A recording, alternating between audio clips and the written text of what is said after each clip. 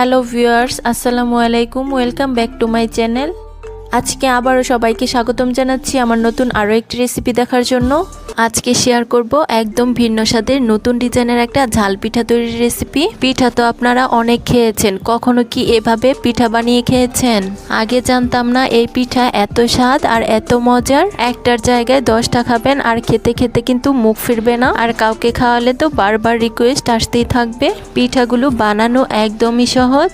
ঘরে যদি আটা আর ডিম থাকে তাহলেই কিন্তু তৈরি করে নেওয়া যাবে আজকের এই ঝাল পিঠাগুলো। আশা করছি আমার আজকের রেসিপি সবার কাছে ভীষণ ভালো লাগবে। ভালো লাগলে প্লিজ একটি লাইক দিয়ে চ্যানেলটিকে সাবস্ক্রাইব করে দিবেন, আর পাশে থাকা বেল আইকনটি প্রেস করে দিতে পারেন যেন পরবর্তী ভিডিও নোটিফিকেশন সবার আগে পৌঁছে যায়। তাহলে চলুন দেখে নেওয়া যাক পিঠাগুলো কিভাবে তৈরি করছি। ফার্স্টে এখানে দেখুন চুলায় একটা প্যানে দিয়ে দিচ্ছি 1.5 কাপ পরিমাণ পানি। তারপর পানিটার মধ্যে অ্যাড করে দিচ্ছি 1/2 চা চামচ লবণ। এখন একটা হাতের সাহায্যে নেড়ে চেড়ে পানির সাথে লবণটাকে খুব ভালোভাবে মিশিয়ে নিচ্ছি। এখন এই পানিটা আমি খুব ভালোভাবে ফুটে ওঠা পর্যন্ত অপেক্ষা করব। দেখুন পানিটা ফুটে উঠেছে। এখন এটার মধ্যে অ্যাড করে দিচ্ছি 1 কাপ পরিমাণ আটা। আটার পরিবর্তে আপনারা চাইলে কিন্তু এখানে ময়দা কিংবা চালের গুঁড়াও নিতে পারেন। চালের গুঁড়া নিলে কিন্তু এই পিঠাগুলো খেতে আরও বেশি মজার হবে। এখন আমি আবারও একটা হাতার সাহায্যে অনবরত নেড়ে চেড়ে এই ডোটাকে তৈরি করে নিব। বন্ধুরা, আজকের এই নতুন ডিজাইনের পিঠাগুলোকে আমরা কিন্তু নাস্তাও বলতে পারি। নাস্তা বা পিঠা যেটাই বলি না কেন, এগুলো খেতে কিন্তু হবে অনেক টেস্টি। আর যে কোনো মেহমান আপ্যায়নে কিন্তু এই পিঠাগুলো একদম পারফেক্ট। পিঠাগুলো যেমন ঝটপট তৈরি করে নেওয়া যাবে, তেমনি যে কারো কিন্তু মন জয় করবে। তাই পিঠাগুলো একদিন অবশ্যই ট্রাই করে দেখতে পারেন, আশা করছি ভালো লাগবে। দেখুন আমি অনবরত নেড়ে চেড়ে ডোটাকে তৈরি করে নিয়েছি। পিঠাগুলো বানানোর জন্য ডোটা আমাদের একদম রেডি। এখন চুলাটাকে বন্ধ করে দিব আর এই ডোটাকে অন্য একটা পাত্রে নিয়ে, তার জন্য এখানে দেখুন একটা মিক্সিং বোল নিয়েছি। এখন এটার মধ্যে ডোটাকে নিয়ে নিচ্ছি। দেখতেই পাচ্ছেন ডোটাকে আমাদের একটা মিক্সিং বোলের মধ্যে নিয়ে নেওয়া হয়ে গিয়েছে। এখন এই ডোটাকে ঠান্ডা হওয়ার জন্য একটা সাইডে রেখে দিব, ডোটা হালকা একটু ঠান্ডা হওয়ার জন্য। আর এই ফাঁকে আমরা পিঠার জন্য একটা পুর রেডি করব। তার জন্য এখানে দেখুন 2টা গাজর নিয়েছি। এখন একটা গ্রেটারের সাহায্যে এই গাজরগুলোকে আমি একদম চিকন করে গ্রেট করে নিচ্ছি। আপনারা চাইলে কিন্তু এই কাজটি বটির সাহায্যেও করতে পারেন, তবে যেভাবেই করুন না কেন একদম চিকন করে গাজরগুলোকে আমাদের গ্রেট করে নিতে হবে। আর এখানে পিঠার জন্য যে আমরা ঝাল পুরটা বানাবো সেটা কিন্তু নিজেদের পছন্দ অনুযায়ী সবজি অ্যাড করা যাবে। তো দেখুন গাজরগুলো আমাদের একদম চিকন করে গ্রেট করে নেওয়া হয়ে গিয়েছে। এখন এগুলোকে আমি একটা প্লেটের মধ্যে নিয়ে নিচ্ছি। এখন এই গাজরগুলোকে আমি অফ স্ক্রিনে খুব ভালোভাবে ধুয়ে পরিষ্কার করে নিব। তারপর এখানে দেখুন একটা ছোট্ট বাটিতে একটা রুম টেম্পারেচারে থাকা ডিম ভেঙে নিচ্ছি। এখন একটা কাঁটা চামচের সাহায্যে এই ডিমটাকে আমি খুব ভালোভাবে ফেটিয়ে নিচ্ছি। ডিমটা ফেটিয়ে নেওয়া হয়ে গিয়েছে। এখন এই বাটিটাকে একটা সাইডে রেখে দিব। তারপর এখানে দেখুন চুলায় একটা কড়াই বসিয়ে দিয়েছি। এটার মধ্যে আমি দিয়ে দিচ্ছি 2 টেবিল চামচ রান্নার তেল। তেলটা যখন খুব ভালোভাবে গরম হয়ে যাবে এটার মধ্যে দিয়ে দিচ্ছি 3 টেবিল চামচ পেঁয়াজ কুচি। এখন একটা হাতার সাহায্যে নেড়ে চেড়ে পেঁয়াজ কুচিটাকে খুব ভালোভাবে ভেজে নিব। পেঁয়াজ কুচিগুলো অতিরিক্ত ভেজে পুড়িয়ে ফেলার কোনো প্রয়োজন নেই, শুধুমাত্র কাঁচা স্মেলটা চলে গেলেই হবে। 1 মিনিটের মতো পেঁয়াজ কুচিগুলো তেলের মধ্যে ভেজে এটার মধ্যে অ্যাড করে দিচ্ছি আগে থেকে গ্রেট করে রাখা গাজর কুচি। এখন একটা হাতার সাহায্যে নেড়ে চেড়ে মিশিয়ে নিচ্ছি। কিছুক্ষণ গাজরগুলো ভেজে এটার মধ্যে অ্যাড করে দিচ্ছি 1/4 টিস্পুন লবণ।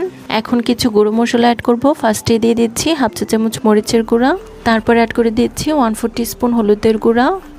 দিয়ে দিচ্ছি 1/4 টিস্পুন ধনিয়া গুঁড়া। তারপর আমি অ্যাড করে দিচ্ছি 1/2 চা চামচ চাট মশলা। এখন হাতার সাহায্যে নেড়ে চেড়ে এই গুঁড়ো মশলাগুলো গাজরের সাথে খুব ভালোভাবে মিশিয়ে নেব। মশলাগুলো কিছুক্ষণ নেড়ে চেড়ে কষিয়ে এটার মধ্যে অ্যাড করে দিচ্ছি 1/2 কাপ পরিমাণ পানি। এখন নেড়ে চেড়ে একটা ঢাকনা দিয়ে ঢেকে দিব 5 মিনিটের জন্য। ফিরে এলাম 5 মিনিট পর। এখন আমি ঢাকনাটাকে তুলে নিচ্ছি। এখন আবার একটা হাতার সাহায্যে নেড়ে চেড়ে মিশিয়ে নিচ্ছি। গাজরগুলো খুব ভালোভাবে সিদ্ধ হয়ে গিয়েছে। এখন এই গাজরগুলোর মাঝখানে একটু ফাঁকা করে এটার মধ্যে অল্প পরিমাণ তেল দিয়ে নিচ্ছি। তারপর তেলটা গরম হয়ে এলে এটার মধ্যে আগে থেকে ফেটিয়ে রাখা ডিমটা দিয়ে দিচ্ছি। এখন হাতার সাহায্যে নেড়ে চেড়ে ডিমটাকে কিছুক্ষণ ভেজে এটাকে গাজরের সাথে খুব ভালোভাবে মিশিয়ে নিব। বন্ধুরা, পিঠা তো আপনারা অনেক খেয়েছেন, একদিন এভাবে ঝাল পিঠা বানিয়ে দেখুন। পিঠার স্বাদ মুখে লেগে থাকবে, একটার জায়গায় 10টা খাবেন, খেতে খেতে কিন্তু মুখ ফিরবে না। বন্ধুরা ডিমটাকেও গাজরের সাথে খুব ভালোভাবে মিশিয়ে রান্না করা হয়ে গিয়েছে। এখন তুলে নেওয়ার পূর্ব মুহূর্তে এটার মধ্যে অ্যাড করে দিচ্ছি 1/4 টিস্পুন গরম মশলা, তারপর অ্যাড করে দিচ্ছি 2 টেবিল চামচ ধনিয়া পাতা কুচি, তারপর আমি অ্যাড করে দিচ্ছি 1 টেবিল চামচ কাঁচামরিচ কুচি। এখন হাতের সাহায্যে নেড়ে চেড়ে এই সব কিছুকে গাজর আর ডিমের পুরের সাথে মিশিয়ে নিচ্ছি। পিঠার জন্য পুরটা আমাদের একদম রেডি। এখন আমি চুলাটাকে বন্ধ করে দিব আর এই পুরটাকে অন্য একটা পাত্রে নিয়ে নিব। এখন আমরা পিঠাগুলো বানিয়ে নিব। তার জন্য এদিকে দেখুন আমরা যে আগেই ডোটা তৈরি করে রেখেছিলাম এটা কিন্তু এখন অনেকটাই ঠান্ডা হয়ে গিয়েছে। এখন আমি এই ডোটাকে খুব ভালোভাবে মথে নিব। বন্ধুরা যারা আমার এই ভিডিওটি দেখছেন প্লিজ একটি লাইক দিয়ে চ্যানেলটিকে সাবস্ক্রাইব করে দিবেন। আর যারা ফেসবুক পেজ থেকে দেখছেন প্লিজ একটি ফলো দিয়ে দিবেন। অনেকে আছেন ভিডিও দেখেন কিন্তু লাইক দেন না, প্লিজ একটি লাইক দিয়ে দিবেন। বন্ধুরা আমি ডোটাকে 4 থেকে 5 মিনিট অনবরত মধ্যে সফটভাবে তৈরি করে নিয়েছি। এখন আমরা পিঠাগুলো বানিয়ে নিব। তার জন্য এখান থেকে আমি ছোট একটা লেচি কেটে নিচ্ছি। এখন এই লেচিটাকে আমি একটা বোর্ডের উপর নিয়ে নিচ্ছি। তারপর লেচিটাকে খুব ভালোভাবে মধ্যে গোল শেপ দিয়ে দিচ্ছি। এখন অল্প পরিমাণ আটা ছিটিয়ে একটা বেলুনের সাহায্যে বেলে একটা রুটি তৈরি করে নেব। আজকের পিঠার জন্য আমরা কিন্তু এখানে কোনো রকম বড় রুটি তৈরি করব না, একটু ছোট সাইজের একটা রুটি তৈরি করে নিব। দেখুন বেলুন দিয়ে বেলে আমি একটা ছোট সাইজের রুটি তৈরি করে নিয়েছি। এখন এই রুটিটাকে আমি ভাঁজ করে নিচ্ছি। এখন একটা নাইফের সাহায্যে এই রুটিটাকে মাঝখান দিয়ে কেটে এটাকে আমি 2 ভাগে ভাগ করে নিচ্ছি। তারপর একটা কাঁটা চামচের সাহায্যে এই কেটে নেওয়া অংশগুলো আমি একটু আলতো হাতে প্রেস করে ডিজাইন তৈরি করে নিচ্ছি। তারপর দেখুন এরকম একটা পকেটের মতো তৈরি হয়েছে। এখন এটার মধ্যে 1 চামচ পরিমাণ আমরা যে পুরটা তৈরি করেছি সেটাকে দিয়ে দিচ্ছি। এখন উপরের অংশগুলোতে অল্প পরিমাণ পানি লাগিয়ে নিচ্ছি। পানিটা কিন্তু আমাদের অবশ্যই লাগাতে হবে, তা না হলে এগুলো কিন্তু তেলে দেওয়ার পর খুলে যাবে। এখন আমি পিঠাটাকে চাপ দিয়ে সিল করে নিচ্ছি। এখন এই পিঠার সামনের অংশটাতে আমি একটা ডিজাইন তৈরি করব। তার জন্য একটা কাঁটা চামচের সাহায্যে এটাকে চেপে নিচ্ছি। তারপর একটা নাইফের সাহায্যে এগুলোকে একটু ফাঁকা ফাঁকা করে কেটে নিচ্ছি। এখন এই কেটে নেওয়া অংশগুলোকে একটু চেপে চেপে আমি এরকম ফুলের শেপ দিয়ে দিচ্ছি।